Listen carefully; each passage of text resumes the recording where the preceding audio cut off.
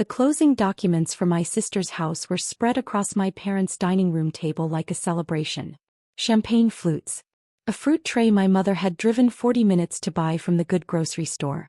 My father's reading glasses pushed up on his forehead while he pointed to lines for Becca to sign, explaining each one in a slow, proud voice, like he was giving her a gift he'd spent months selecting. He had $62,000, down payment and closing costs combined, pulled from the retirement account they'd spent 30 years building. I was sitting in the corner chair with a glass of sparkling water, watching. I was 28. I had $31,400 in a high-yield savings account and a studio apartment in Cincinnati with windows that faced a brick wall. I had been paying my own rent since I was 22, my own student loans since 23, my own car insurance and health insurance and every other bill that came with being a functioning adult since the day I graduated from Ohio State and drove myself home in a borrowed van. Nobody had helped me with any of it. I had not asked them to. I had assumed, in the way that children sometimes assume things about their parents without ever confirming them, that the help would be available if I needed it. That it was sitting there, accumulated and waiting for the day I was ready for something real. I watched my father guide Becca's hand to the signature line. And something that had been a question in the back of my mind for 6 years became, in that moment, not a question anymore. Before I tell you what I did next, I want to ask you something.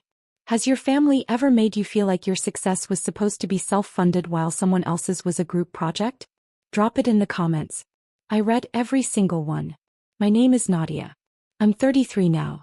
I'm a project manager at a logistics firm in Cincinnati, Ohio, earning $79,000 a year, and I own 4 properties. 3 are rented. 1 is mine. None of it came from my parents. Not $1, not one cosign, not one phone call to a mortgage broker on my behalf. My sister Becca is 36. She's warm and funny and genuinely lovable in the way that some people are without trying, the way that makes rooms orient toward them. She's also never, in her adult life, paid a bill late because she couldn't cover it, because there has always been a soft landing beneath her. Our parents built that landing board by board over 20 years, so quietly and so completely that I don't think any of them noticed it was there until the day I looked for mine and found open air. I'm not angry at Becca. I want to be clear about that before I go further because this story could sound like it is and it isn't. She didn't take anything from me. She just received what was always going to be given. I'm the one who had to decide what to do with the open air. The night of the champagne and the fruit tray, I drove home from my parents' house in Glendale, 37 minutes on I-75, the Cincinnati skyline appearing and disappearing in the February dark, and I sat in my studio apartment and I opened a spreadsheet. I had been keeping a savings spreadsheet for 4 years. It had tabs: emergency fund, car replacement, travel, future. The future tab had $31,400 in it. No specific label. Just future, like a place I hadn't named yet. I renamed the tab that night.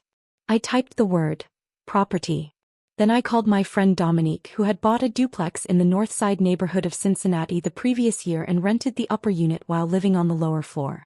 She picked up on the third ring and I said, "Tell me everything you know about how you did it." We talked for 2 hours. She walked me through her mortgage process, her down payment percentage, her first tenant screening call, the one repair in month 4 that cost $1,100 and felt catastrophic and then didn't. By the time I hung up at 12:43 a.m., I had 3 pages of handwritten notes and something in my chest that had been compressed for years had loosened by a fraction. I didn't tell my parents. I didn't ask for their input. I didn't frame it as a response to what I'd witnessed at the dining room table, because it wasn't a response. It was a decision I'd been moving toward for years without knowing it, and that night just gave it a name. I started working with a real estate agent named Kwame Osei in March. He was patient and precise, the kind of person who sent follow-up emails within the hour and never oversold anything. We looked at 11 properties in 4 months. I made offers on 3. The first fell through on inspection, a foundation issue the sellers had disclosed ambiguously. The second was outbid by a cash buyer at $7,000 over asking before I even finished reading the counteroffer. The third was a 2-bedroom brick bungalow in Norwood, a 10-minute drive from my apartment, listed at $164,000 and sitting on the market for 31 days because the kitchen was original 1978 cabinetry and the back bedroom had carpet the color of old mustard. I offered $159,500. They countered at $162,000. I accepted. I closed on it in September, a Thursday morning at 9:15 a.m., in a conference room in Blue Ash with Kwame and a title agent and a notary named Patricia who had been doing closings for 23 years and said congratulations like she meant it every single time. I signed 31 pages.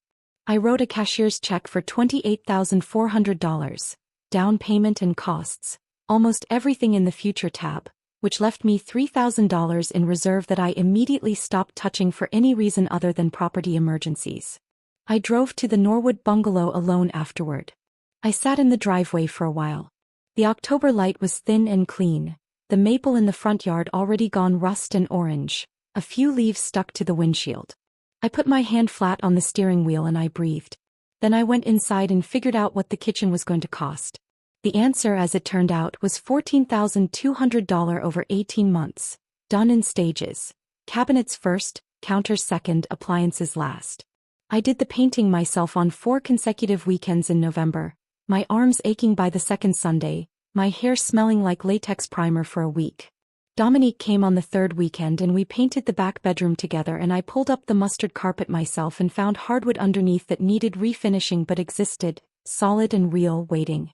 I moved in the following spring. The bungalow was mine all the way through to the foundation. Meanwhile, Becca had discovered that homeownership came with a different learning curve than she'd expected. The furnace needed replacing 6 months in $5,800.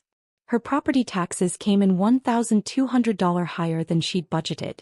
She called my mother about both, and my mother called my father, and by March they had quietly transferred another $7,000 to cover it. I know this because my mother mentioned it in passing on a Sunday call, the way you mention weather, matter-of-factly without looking for a reaction. We helped Becca out with the furnace situation, she said. These things happen with older homes. Sure, I said. How's your apartment? I had lived in the Norwood bungalow for 3 months by then. I had a tenant in the upstairs unit I'd carved out, a graduate student named Priya, $975 a month, 12-month lease, first and last up front. I hadn't mentioned any of it to my parents. Fine, I said. Good, she said and moved on. Here's something I've thought about a lot in the years since. Why didn't I tell them? Not strategically. Not as a withholding tactic. I've genuinely examined this, and I think the honest answer is that I needed to see what I could build in a space where no one was watching. Every achievement in my life had been measured against what my parents noticed, what they celebrated, what made the phone call worth making. I needed to find out what it felt like to build something in the dark for no audience, just for the thing itself. It felt like learning to breathe through a different part of my chest. In year 2, I bought a second property. A 3-unit in Madisonville, a neighborhood Cincinnati people still underestimated in 2022, listed at $218,000 in rough shape, 2 units occupied and 1 vacant. Kwame found it before it hit the main listings. I used a HELOC opened against the Norwood bungalow's equity and put 20% down. By the end of that year, all 3 units were occupied. $925, $950, and $1,050 per month. Gross rental income, $34,500 annually. Mortgage, $1,180 per month. I did the math every Sunday morning with coffee, the same spreadsheet, tabs multiplying. Dominique threw a small dinner for me when the Madisonville deal closed. Her partner Marcus, and our friend Tessa, who is a nurse at UC Medical Center and who had watched me disappear into property research for 2 years with what she called concerned admiration. We ate jerk chicken at Dominique's kitchen table, and Marcus raised a glass and said, "To the Empire," and everyone laughed, including me. I didn't tell my parents about Madisonville either. The third property came in late 2023. A single family in Hyde Park. Nicer neighborhood, higher entry price, $285,000. A stretch that required refinancing the Norwood bungalow and a hard conversation with my bank. I almost didn't do it. 3 weeks before closing, I sat in my car outside the Hyde Park property on a cold December night, the heat running, and I had a genuine reckoning with myself. I was 32. My liquid reserves were thin. If 2 tenants missed rent simultaneously, I'd be covering mortgages from my salary while managing the gap, and my salary was not a number that absorbed that kind of pressure easily. The furnace in the Madisonville 3-unit had been making a sound that Kwame's contractor said could be another 2 years or could be 6 months. The Hyde Park property had a roof that was 8 years old and had maybe 5 left. I sat in that car for 40 minutes. I called Dominique and she talked me through the numbers carefully, not enthusiastically. She didn't cheerlead, she calculated. When we hung up, I called Kwame and said, "What's the realistic worst case?" He told me. Then he said, "You've handled the realistic worst case twice already. You just didn't call it that at the time." I closed on Hyde Park in January. I put a tenant in by March. $1,650 a month. The furnace sound in Madisonville turned out to be a loose panel $40 fix. Kwame's contractor charged me 2 hours of labor. I exhaled for about a week. I did not tell my parents I owned 3 properties until I owned 4. The 4th was my own. Not a rental. Mine. A 1,900 square foot Craftsman in the Oakley neighborhood of Cincinnati, 2 blocks from the farmer's market, with a deep front porch and original built-in shelving in the living room and a kitchen that someone had renovated in 2019 and left in excellent condition. I bought it in the spring of this year for $334,000, which required selling the Norwood bungalow, a property I'd bought for $162,000 that I sold for $231,000 4 years later, a gain of $69,000 that went directly into the Oakley purchase. Kwame called it the trade-up. I called it the place I was finally going to keep. I moved in on a Saturday in April. Dominique and Marcus brought a plant. Tessa brought wine and a tool kit because she'd helped me move 3 times and knew I always needed the tool kit. We stood on the front porch in the late afternoon and the neighborhood smelled like cut grass and something warm from the bakery 2 blocks east, and I looked at the built-in shelving through the window and I thought, this is the thing I built in the dark. I called my parents the next morning. Not to announce. Not to perform. I called because my mother had texted to ask if I was coming to Easter, and I figured while we were talking I could say something true. I bought a house, I said. Pause. What? Where? Oakley. I moved in yesterday. Clara said you were renting in Norwood. She'd mixed up my name with someone's for a moment, recalibrating. Nadia. When did this happen? Yesterday.